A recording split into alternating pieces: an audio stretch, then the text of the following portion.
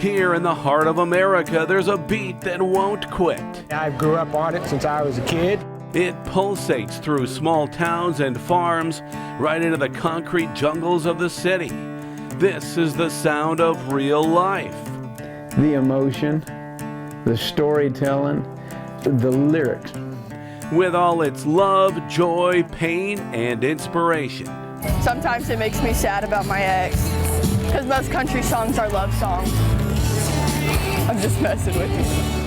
It strikes a chord right here in what some call flyover country, but you and I, we call it home. I was like, this sounds like my life.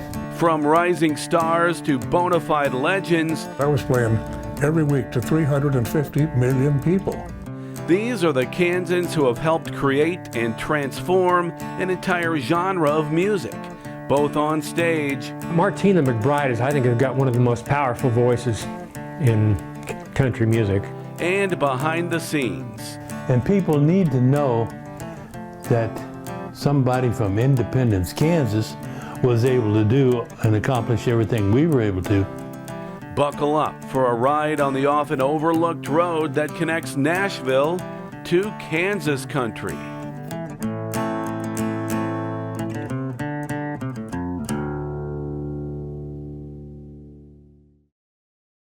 Kansas Country is made possible by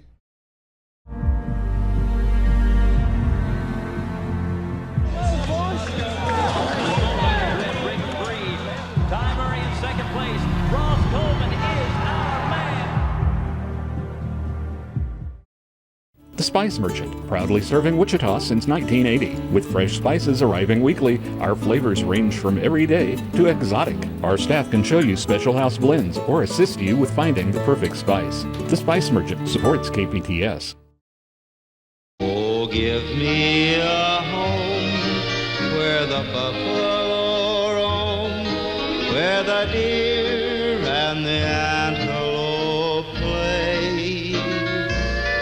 This story begins more than a century and a half ago in this quiet little out-of-the-way spot in Smith County. And the skies are not cloudy all day. In this cabin, Dr. Brewster Higley penned the poem My Western Home, which when set to music became Home on the Range. Brewster Higley was a doctor who built this tiny cabin in one day with the help of his neighbors. Soon after settling in, Higley was so inspired by his surroundings that he put pen to paper. He wrote what was to become the first widely known cowboy song and the unofficial anthem of the American West. Home, home on the range, where the deer and the antelope play. The song was passed along by word of mouth, and for a long time, nobody seemed to know where it came from. Higley died off, and the property became part of the Pete and Ellen Rust farm. When I was a small child and my aunt and uncle first owned it, it was actually used as a chicken house. Eldine Holtis has led efforts to restore the cabin, and he knows the story well. The song was always popular, but it wasn't until Franklin Delano Roosevelt, when he became elected president, said, "This is my favorite song." So then the good ones in Arizona said, well, we had written it, and they claimed it, and they put out an injunction to stop the play and sued for $500,000 in 1934. William and Mary Goodwin filed suit against the NBC radio network and others who had been broadcasting, publishing, and performing Home on the Range. Every singer in America is making money off of our song except us. They claimed Home on the Range was derived from a song they copyrighted in 1905 titled My Arizona Home. This controversy is dramatized in the Kansas-made movie appropriately titled Home on the Range. Home on the Range has become the most popular song in America. But who wrote it? An extensive investigation by the defendants traced the lyrics of the song to a poem by Dr. Higley. It had been published in the Smith County Pioneer newspaper in 1874. And further investigation revealed that another Kansan, Higley's brother-in-law Dan Kelly, composed the melody. Where the deer and the antelope play. Since all that predated the Goodwin song by 30 years, their case was dismissed. Home on the Range would go on to become one of the best-known songs in the world, unparalleled in popularity, with a style that would be imitated over and over in the decades that followed. So you could make the case that the very origins of country music are here in Kansas. And it all started in this little cabin in 1872. The Kansas legislature adopted Home on the Range as the official state song in 1947. Oh, I've known it my whole life. Started singing it in grade school. My mother was a teacher too, and she was the music teacher, and that was one of the songs we had to memorize, that and the national anthem, when we were in grade school. I remember, first or second grade in music class, learning the song, and I remember our music teacher, Mr. Patterson at Woodson, Kansas, was just south here. Well, this is our state song, and he said it was wrote just north of us. We have a gentleman in Smith County that works within the Philippines. He knows of a hill country tribe in the Philippines with their own language that know Home on the Range. And Owen Friesen years ago played Home on the Range and heard it sung in Chinese. And North Korean have sang it here in Kansas, and it just goes on and on and on around the world. And the skies are not cloudy all day.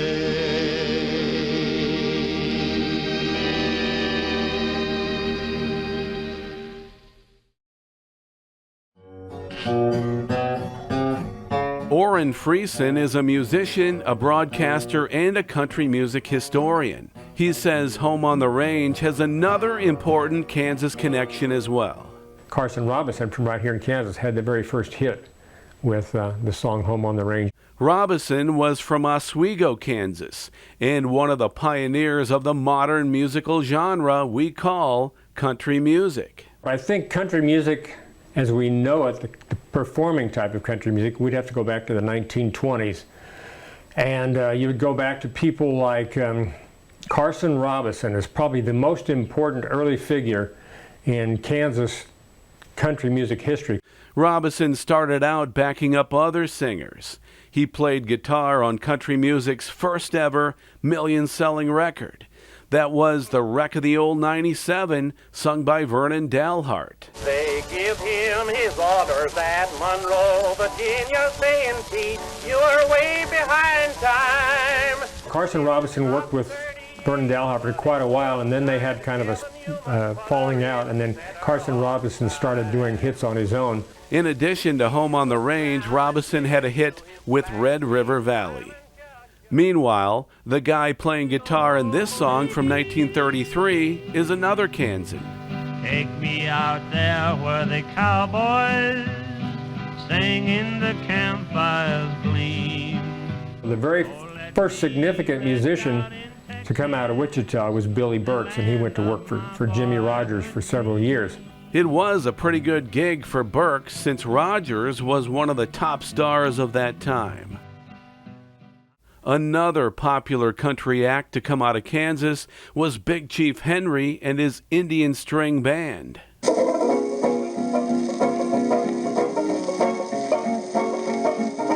And it was Henry Hall and his two sons, Charles and Harold, I believe were their names.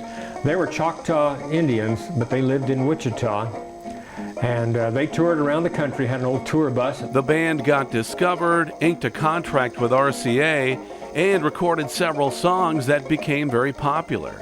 Around this time, radio was entering its golden age. It was key in spreading the sound of country music to every corner of Kansas.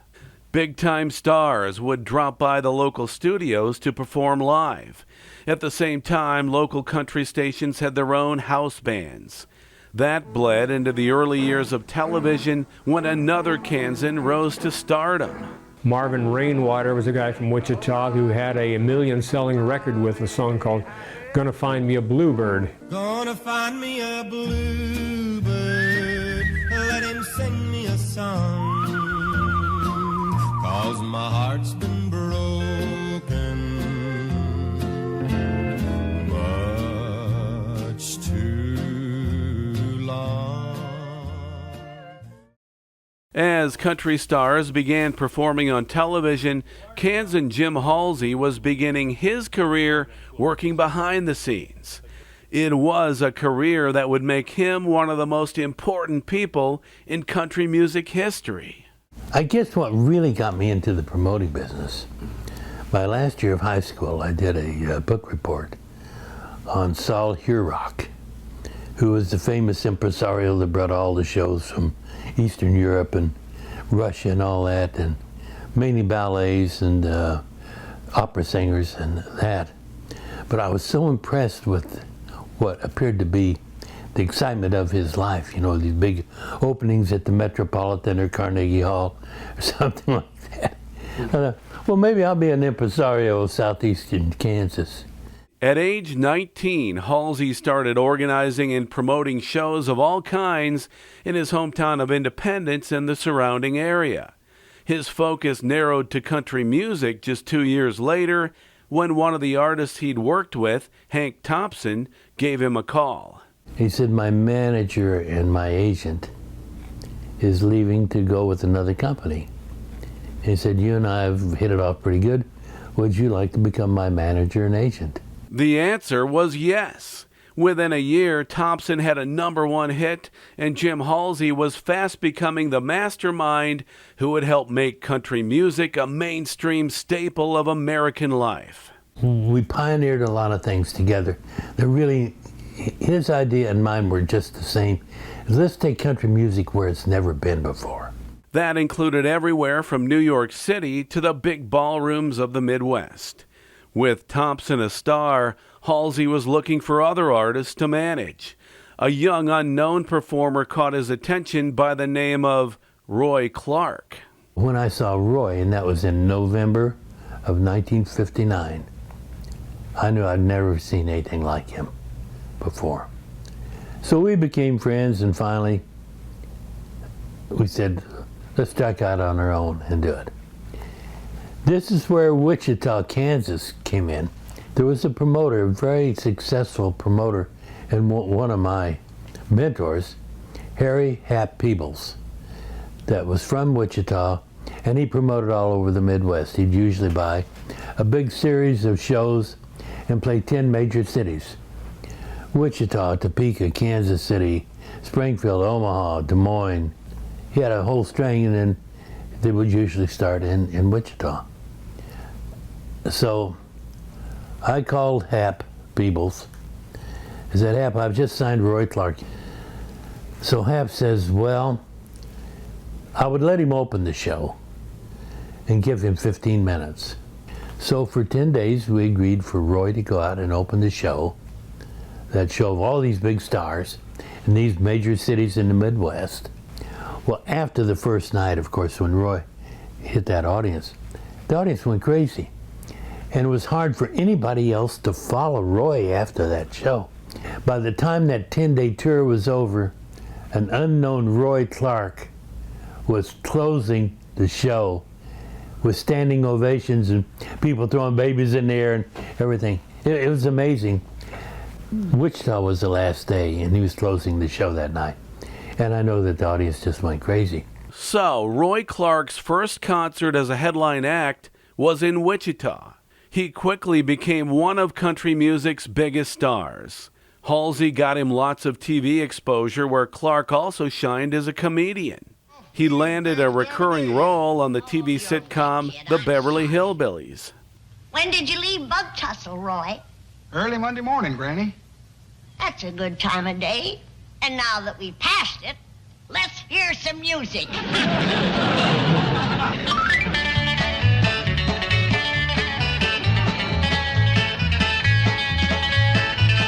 Halsey also landed Clark a recurring role on the legendary program Hee Haw that ran for more than 20 years.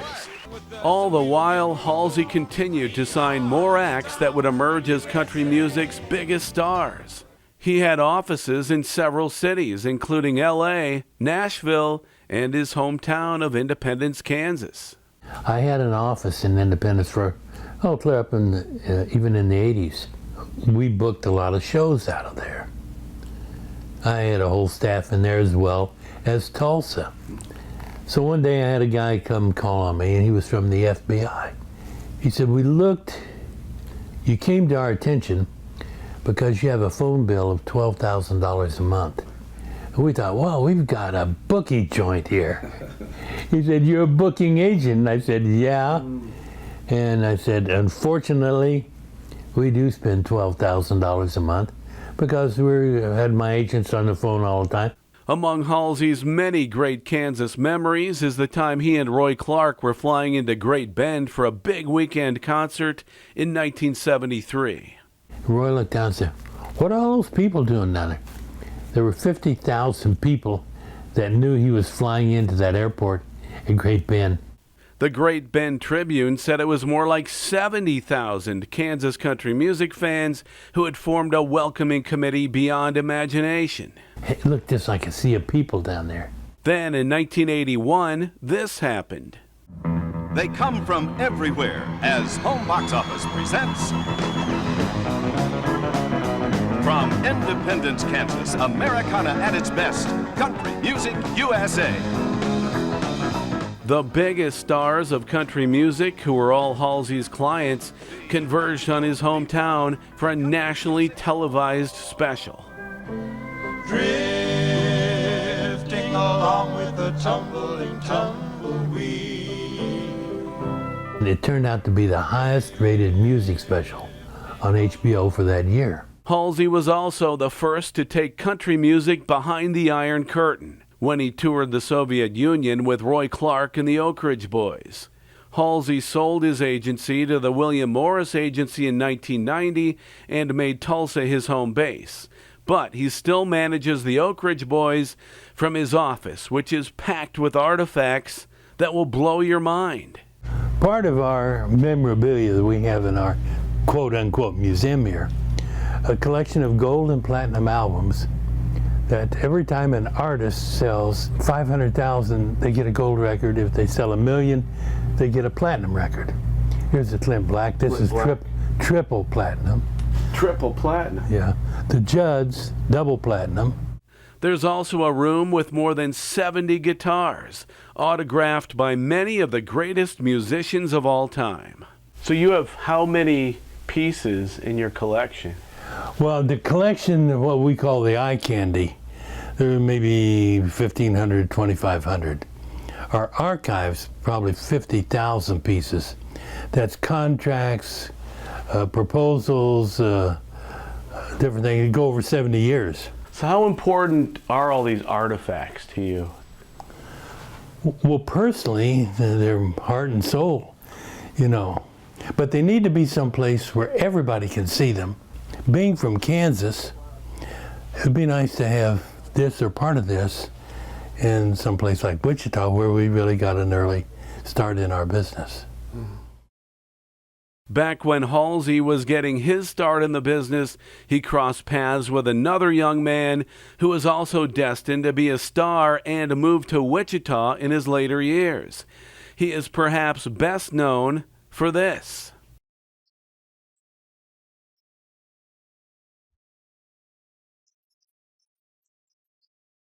The theme song for the popular TV show Have Gun Will Travel was Johnny Western's first claim to fame. He also acted on the show.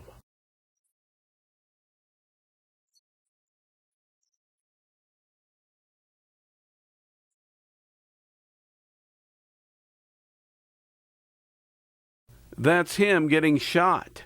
Western actually wrote the song as a thank you to producers for letting him guest star on this 1958 episode. And they liked the song so much, they made it the theme song. It scared me to death when they told me that I was playing every week to 350 million people. 350 million people a week were watching that show and listening to me sing. Western had ended up in Hollywood after growing up in Minnesota, idolizing the old-time singing cowboys. His guitar playing, coupled with his gifted voice, made Johnny a favorite on local radio and TV as just a teenager. My hero, Gene Autry, came through the area, and I had him as a guest on my radio show and my television show. And he said, "Kid, if you ever come to Hollywood, give me a holler, I'll try to help you," which is exactly what he did. Johnny went to Hollywood when he was 19. The next year, he was playing in Gene Autry's band.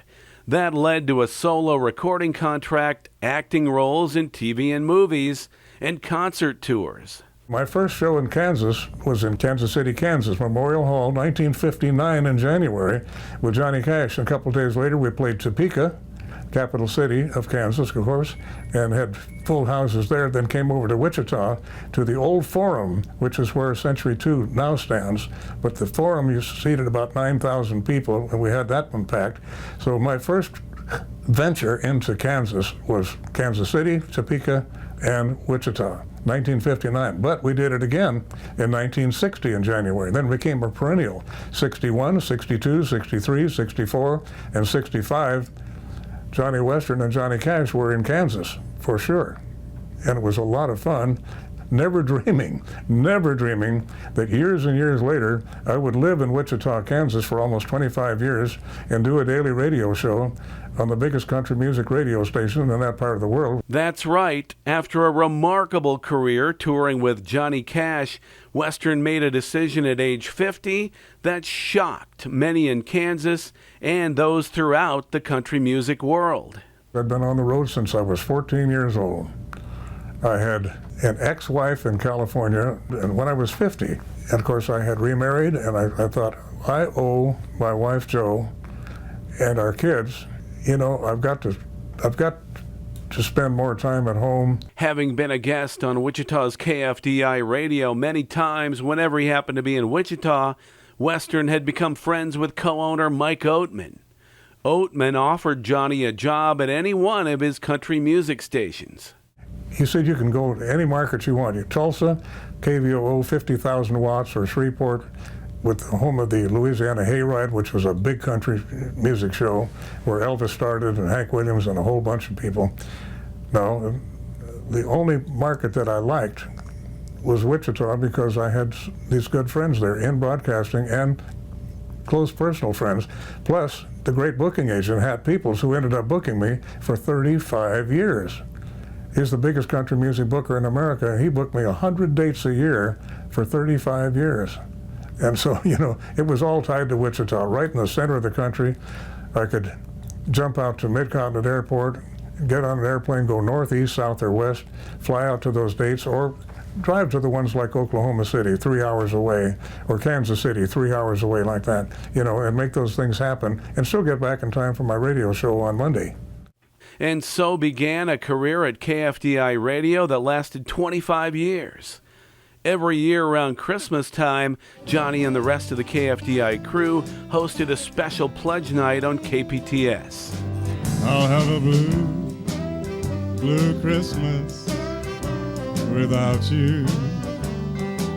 Johnny Western was the most famous host on Kansas radio.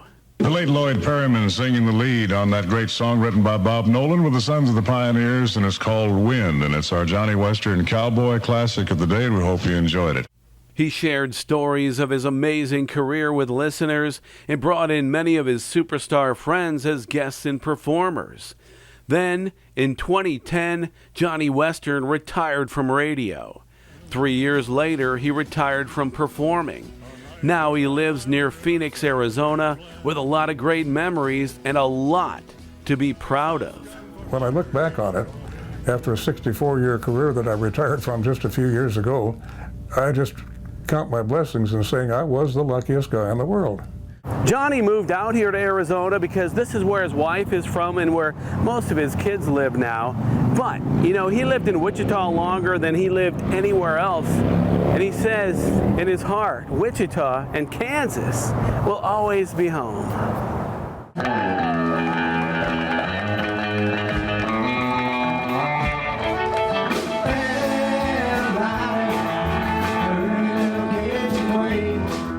Meanwhile, Wichita is home for Bucky Fowler. For years, he's been one of Central Kansas's top country performers. With a father who was already a performer, Bucky took up guitar at age 9. By the time he was in high school, his dad, his brother Scott, and he were performing at local clubs.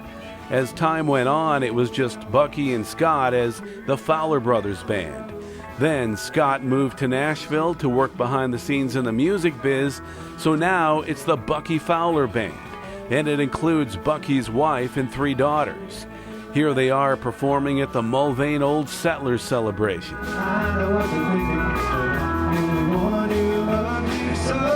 Having opened in Kansas for Garth Brooks and Charlie Daniels and backed up a lot of other big-time acts through the years, Bucky has proven himself to be a great talent. He had his shot at becoming a star on the national stage, but he had a young family at the time and says moving to Nashville and traveling all the time just was not going to work. We were told that in order to really make it at the next level, you need to move to Nashville. Well, you know, I was married and had 3 little baby girls, and I had a decent career going, you know, back here in Kansas. I would have had to give something up, and maybe I was a little too selfish. I wanted my wife and kids and all my other things that I love and still love music, and I was still getting the opportunity to, you know, play and perform and get my music fix. While he hasn't become a national star, Bucky and his Fowler Brothers Band helped give another Kansan her start in the business, and she has gone on to become one of country music's biggest stars. Let freedom ring, let the white dove sing. Martina grew up doing country music. She grew up in a family that performed regularly country music. And I think she played keyboard, and her brother Marty, he was a guitar player. As a kid, she was known as Martina Schiff in her hometown of Sharon, Kansas. As she got older, she moved to Wichita and she started singing in rock and roll groups. Martina married a Wichita guy named John McBride who ran a sound company. It was with the Fowler Brothers that she returned to singing country music. John wound up being our sound man, and we worked with John for like 6 months. And during that 6 months, John started working Scott and I, oh, you need to get Martina in the band. You know, Martina grew up with country music. She really knows all this country music. We need to get her out of that rock and roll and get her back into country music. That's where she cut her teeth. So they came over, she auditioned, which lasted about 30 seconds, and then for the next 2 hours we just sang old country songs that she grew up on, that we grew up on, and it was a blast. And that is how she wound up getting into the Fowler Brothers Band, and we got her back over into the country music field here in Wichita. Soon, John McBride's sound work got the attention of Garth Brooks, who hired him. He and Martina moved to Nashville, and then before long, Martina was opening for Garth Brooks. Soon, she was a superstar in her own right. She was the first powerhouse singer that I can remember. Great singers. Loretta Lynn, Tammy Wynette, incredible vocalist, but someone who had the ability to hit that strong note and really passionately sell a song. She's like a Mighty Mouse, because she isn't that big. She sounds like a big robust singer, but Martina is not a large woman. She just has a large voice, and that was new at that particular time in the late 80s. After numerous gold records and #1 hits, 14 Grammy nominations, and winning CMA Vocalist of the Year 4 times, Martina McBride still keeps in touch with Bucky Fowler. And Bucky and his band keep entertaining the Kansas crowds with their homegrown talent that is among the best there is.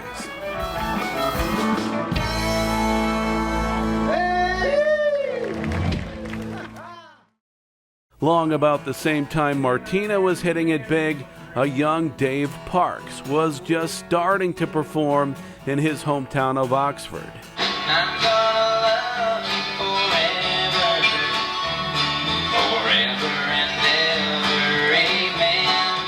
That was the first time, I was kind of center stage, and when I sang, people stopped and listened. I remember people dancing on the street, and they were so surprised, they stopped dancing, and they're like, "That's Dave?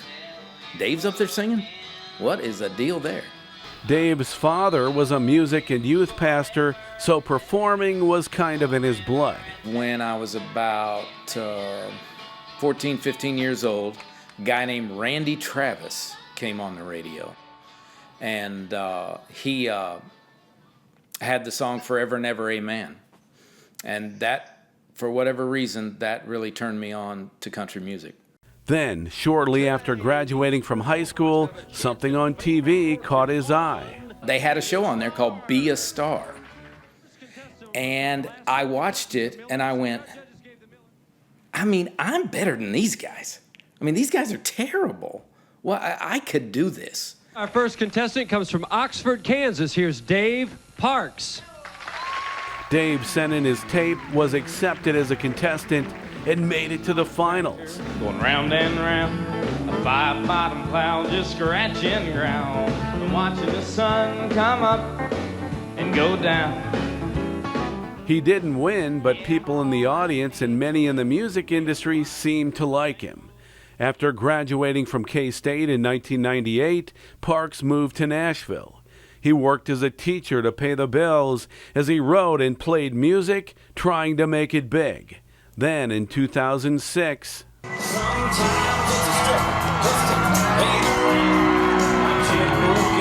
it is the kind of homecoming that usually doesn't happen in Oxford, Kansas. Parks and Hollywood filmmaker Dallas Henry teamed up and came back to their hometown. Reporter Larry Hatteberg was there. We've closed down Main Street of Oxford, which is great. A Hollywood director and a country western singer, both from the same Kansas town, and both hoping to make a mark in their professional careers. Action.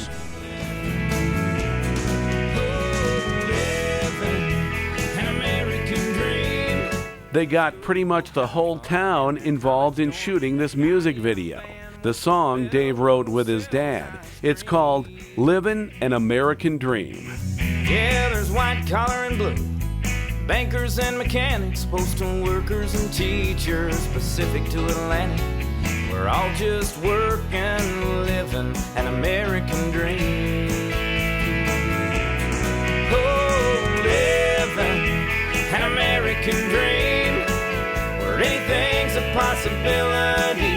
There's opportunity here, from sea to shining sea. That's why everybody wants to come, nobody wants to leave. Home of the brave, land of the free. I may not have all I want, but I've got what I need. Living an American dream. Oh, oh.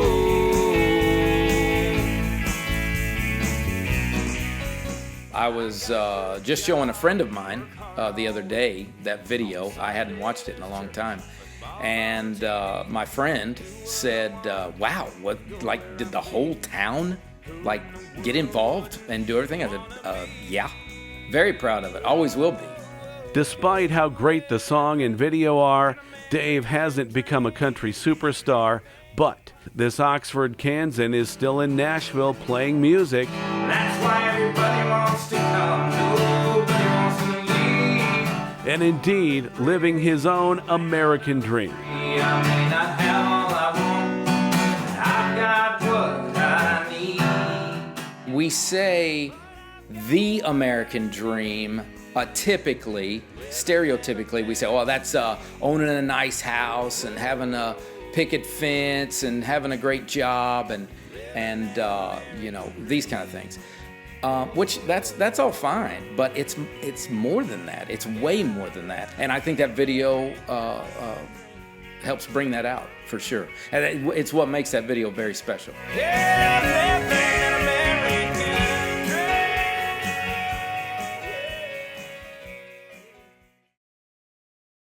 Meanwhile, about 30 miles from Oxford, in Clearwater, you'll not only find the fixins for tonight's dinner, but you may also run into this country music star. That shiny right on the edge of town. Population keeps going down, and there's for sale signs on just about everything. Don't let the humble surroundings fool you when Logan Mize isn't writing music and practicing in this studio above the family grocery store. Started out innocent enough, hanging in the backyard working on my truck. He's recording in Nashville and performing for huge crowds around the world. Creatively, writing a song that I love is still the biggest thrill of it all. Secondly, I think, is taking that song to a stage somewhere else where people don't know you, and playing it for them and having them smile or seeing them feel something. You'll hear his songs on the radio and see his videos on TV and online. I just can't get away from a good time. As a kid, Mize listened to a lot of rock, grunge, and pop music. But he says growing up in Clearwater, there was something he particularly liked about country. I was probably 9 or 10 years old, and I'm riding around and had the radio on and heard like Alan Jackson singing. I can't even remember, maybe Chattahoochee or something, and I was like, this sounds like my life. You know, I loved the music I was listening to before that, but country music really drew me in because lyrically, it was saying something that was familiar to me. You know, it was familiar with my surroundings. You know, we're in a town of 2,000 people, hand fishing in the river out here, you know, farmers everywhere. It was more of a lifestyle thing for me. So that's when I really dove into country music. Well, I like driving around in my Ford truck, waving at the pretty girls. Logan says he was drawn to singing and playing music even though other influences were working against him. Now, I took piano lessons outside of school because I really wanted to learn how to play the piano, and I wanted to know music. Took a lot of grief from it from my friends. You know, we're outside in the yard trying to play football, and Mom comes out with the piano books and time to go to piano lessons, you know, and they're like, oh.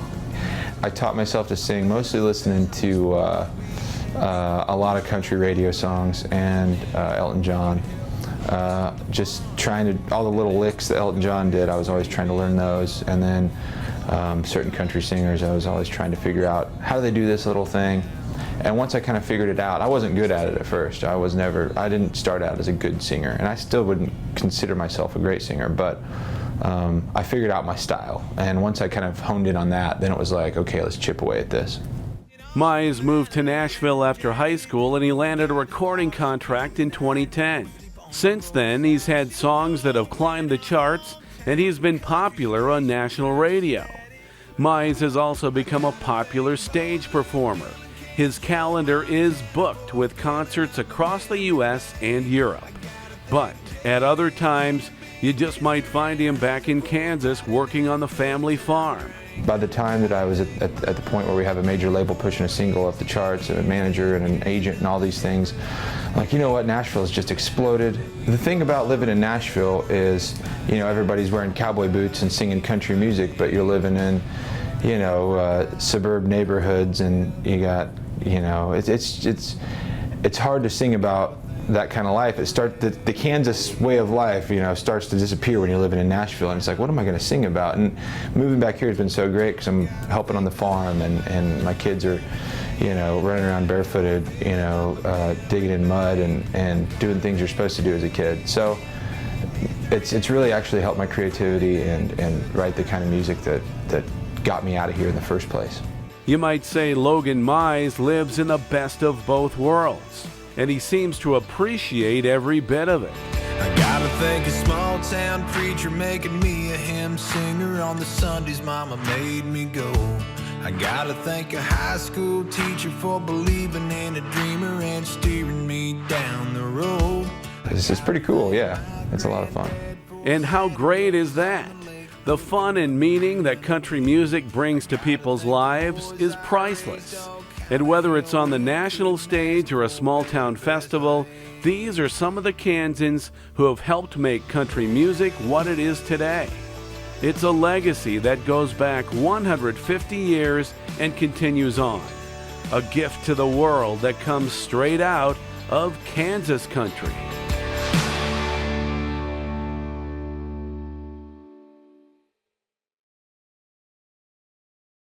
Kansas Country was made possible by Wichita's choice for gourmet teas, The Spice Merchant, featuring more than 230 specialty teas from select regions, including China, Japan, India, and Taiwan. We also carry accessories and a variety of tea sets. The Spice Merchant supports KPDS.